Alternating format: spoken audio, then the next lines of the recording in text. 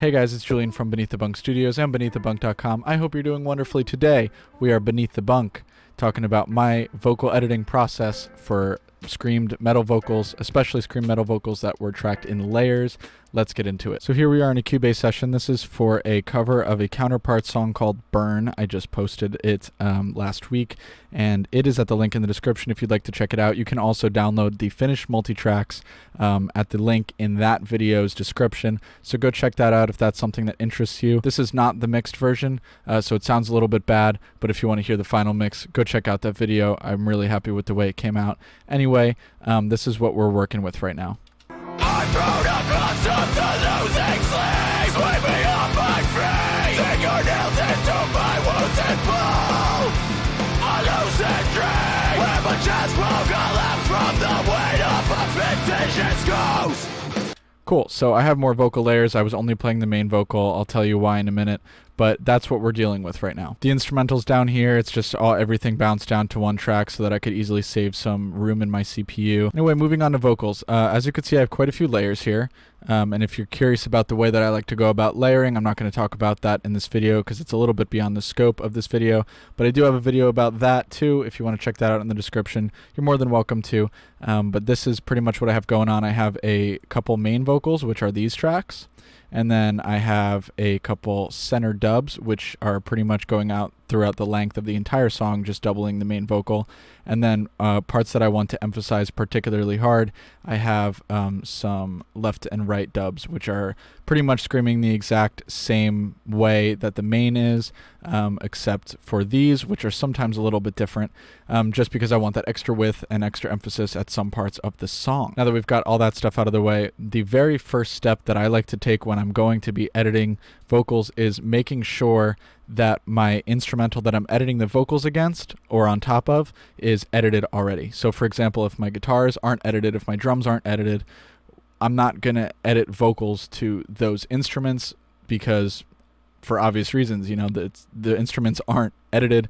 So just because I make an edit that sounds in time with the instruments doesn't mean that it's actually in time because those instruments aren't edited. I do most of my editing for any instrument, whether it's guitar, drums, vocals, bass, or whatever, with a fairly perfectionist mindset in mind. So that's why that's the way it is, because I like to do everything up against the grid, and I don't know, it just works for me, makes everything make sense for me. If you don't want to do it that way, you don't have to, but that's just my process. The next thing I like to do is look at all the waveforms on my audio and make sure that everything looks relatively even. I'm not going crazy. I'm not looking at exact values. I'm not like, okay, this vocal's peaking at -10 and this vocal's peaking at -12, so that means I need to turn this up by this much. Like, I don't really think about it that hard. I sort of just, you know, make all the waveforms on all the tracks the same size. And then I'll go through and say, okay, overall, this waveform definitely looks smaller than this one. And it seems to be the case throughout all of these, so I'm just going to take all of these and all of these too, because the dubs just all look quieter than the mains, and I'm going to turn them up.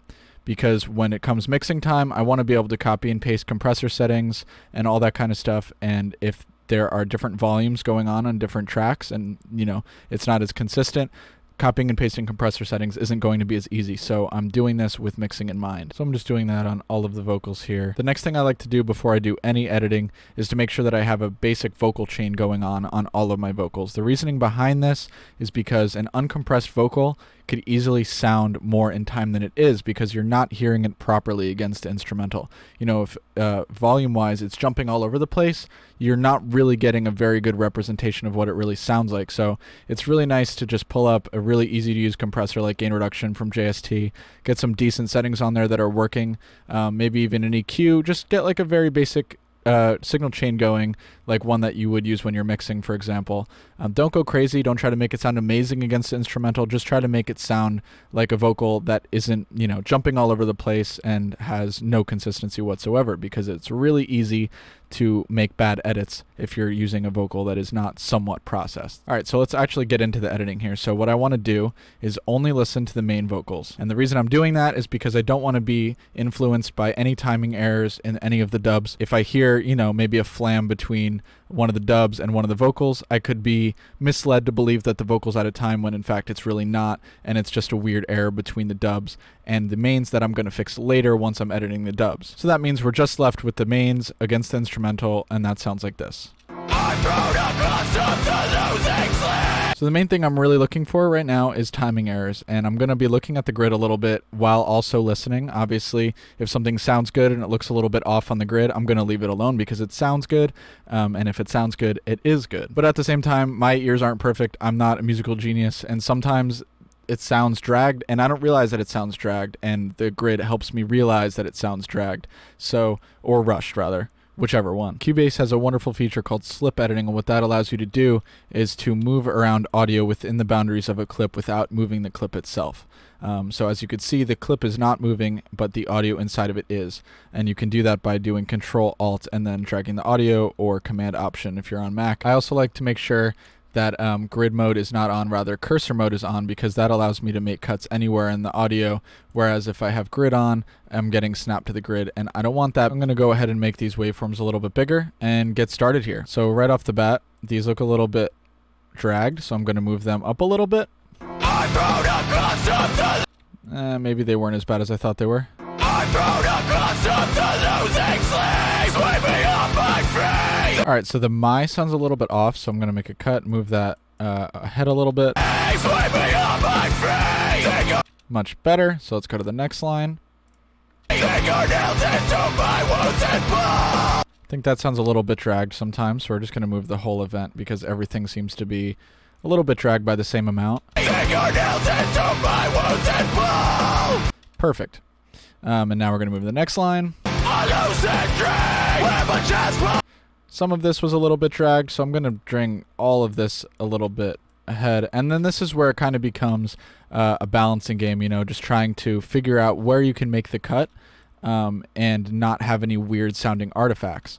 Sometimes I like to zoom in really close, make sure the waveforms aren't repeating anything and doing anything crazy that I don't want. A lucid dream where my chest will collapse from the weight of a fictitious ghost. And as you can see, there is an edit I already did here while I was tracking. I like to make edits while I'm tracking. Very obvious things that need to be fixed, I will fix while tracking, because why leave that for later if it's an easy, quick fix, which most of the time it is.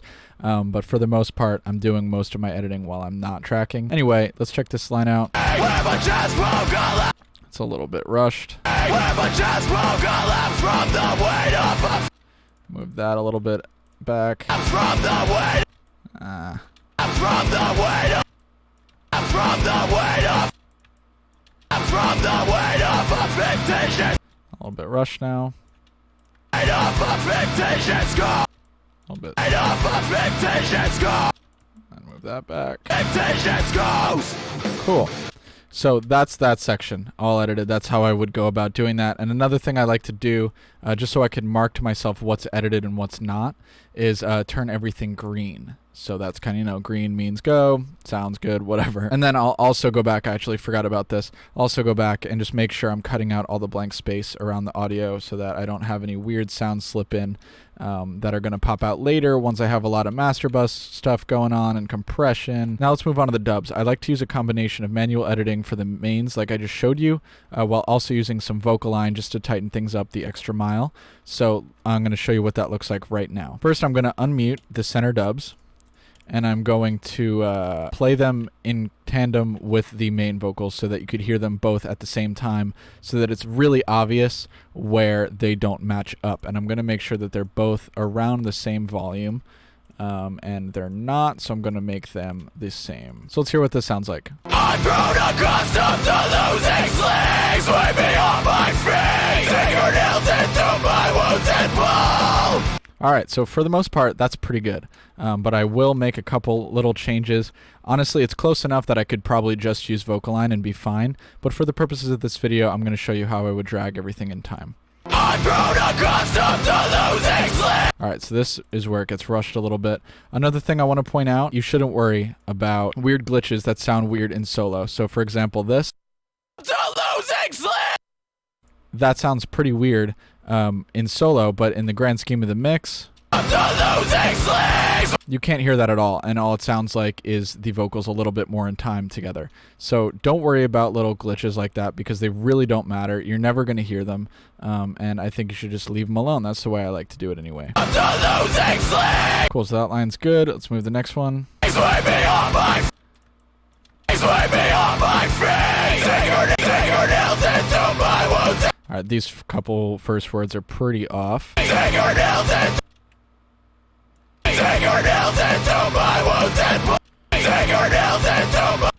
Alright, move that back. Take your nails into my wounds and pull. My wounds and pull. Great. That line's looking pretty good. Allocentric. Allocentric. Allocentric. Allocentric.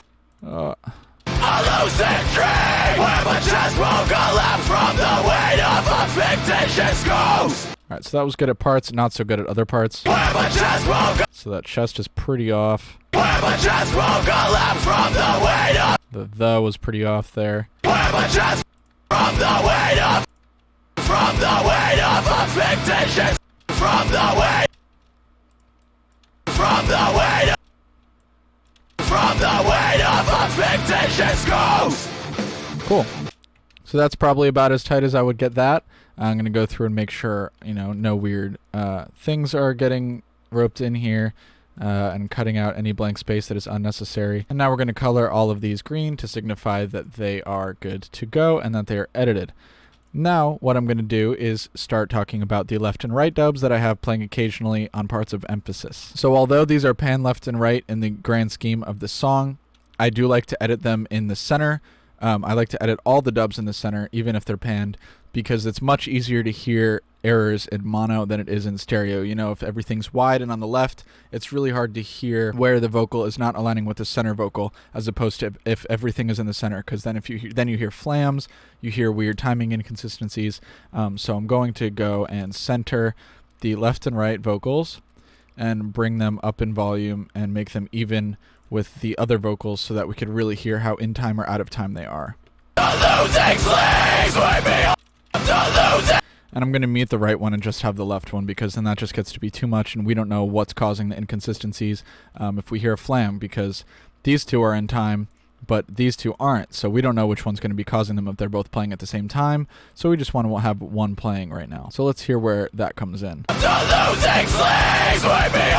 So for the most part that's pretty good. I just have a problem with this sleep here. Great. Now let's move on to the next part. So just pull. As you'll notice, this line is a lot longer than this one, and the way we're going to fix that is with vocal line. So we'll get to that eventually, and then this last part is the last time these dubs play. Fictitious ghost! Alright, these are pretty dragged, so we're going to move them up. Fictitious ghost! And then move this up. Fictitious ghost!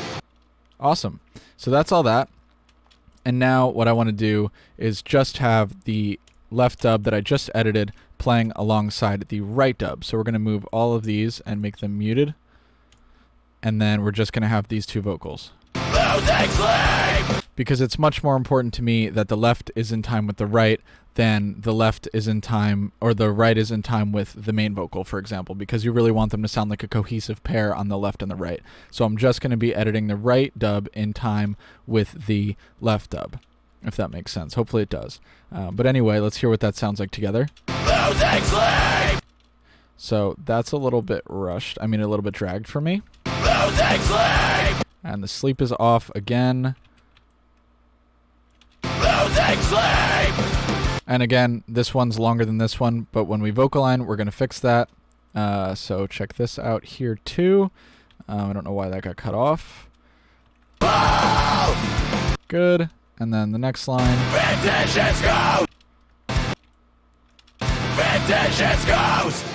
Cool. So all of those are aligned pretty well, and I'm not going to mess with these because I would do these the exact same way I just did these, and you don't need to see me do that all over again. And then we're just going to cut out the empty space here that is unnecessary. It's especially important to do this in the left and right dubs if you're using them, because if you have a weird noise that pops out, it's going to be much more noticeable on the left or on the right than it is down the center. So make sure you make these extra clean. We're going to mark these green to show that they're done. And then we're going to highlight all of the vocals that we just edited once we're sure that we're happy with what we want. And then I'm going to use my bounce in place keyboard shortcut. I don't remember if this is stock in Cubase, but I have it mapped to Control-Alt-4 or Command-Option-4. And what that's going to do is take all of these events and merge them into one, and it's going to consolidate everything nicely so it looks easier to the eye. And it made them back to the original color, so I'm going to bring it back to green. And there we have all the vocals that I just finished editing, and we're off to the races with VocAlign. So different DAWs are going to handle VocAlign differently. It's important to note that if you're working in Pro Tools, you're going to use VocAlign much differently than you're going to use it with Cubase. Cubase has ARA support, which means you can integrate VocAlign in real time with these audio events. In Pro Tools, you can't do that, unfortunately. So we're going to be using ARA, and if your DAW doesn't have that, it's totally okay. It's pretty much going to be the same idea. It's just a slightly different way of doing things. So don't click off just because you think this doesn't apply to you, because it does. So we're going to highlight all the vocals that we just consolidated, and then we're going to instantiate VocAlign on all of them. All right, so now that that's done, we're going to make these green again because it keeps changing the color and it annoys me.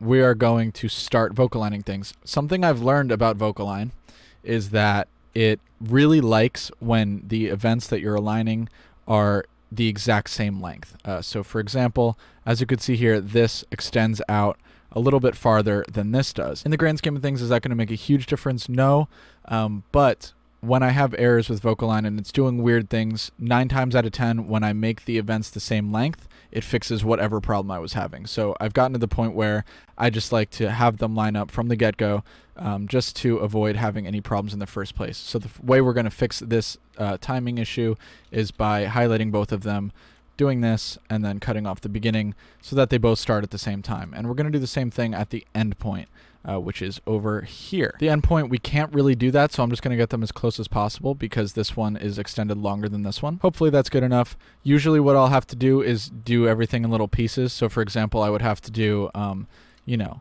this section of vocals first, and then this section of vocals, and then this section of vocals. But these are close enough where I'm thinking maybe I'll be able to get away with just doing one pass of VocAlign on these two. So this is what this sounds like now without VocAlign. I've grown accustomed to losing sleep. Sink your nails into my wounds and pull. So these are already pretty tight. We're really not going to be making anything substantially better with this. I just like to use VocAlign as an extra precaution so that everything is super tight and really nicely layered. So we're going to click the first one, which is the main, and we're going to go capture guide, and then the second one, which is the dub, and then do capture dub. And then as you could see here, it's aligned them nicely. It seems we're going to test that out to see if it actually did that though. Let's give it a listen.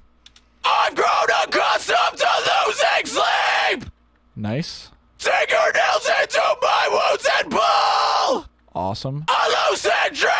Cool, so I'm really happy with the way that sounds. I'm not going to do that with every vocal because it gets really redundant and boring to watch me do that over and over and over again. It's pretty much the same idea. The only difference is that sometimes if I have major length issues, so for example, here and here, this one is very obviously longer than this one.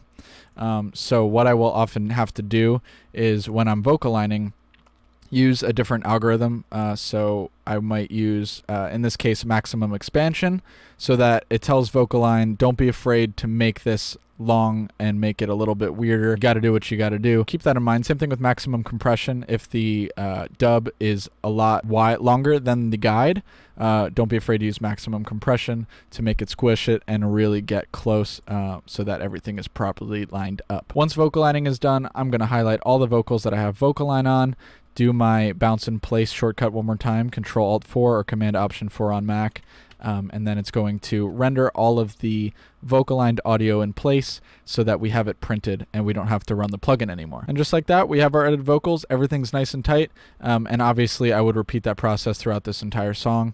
No, it's not fun.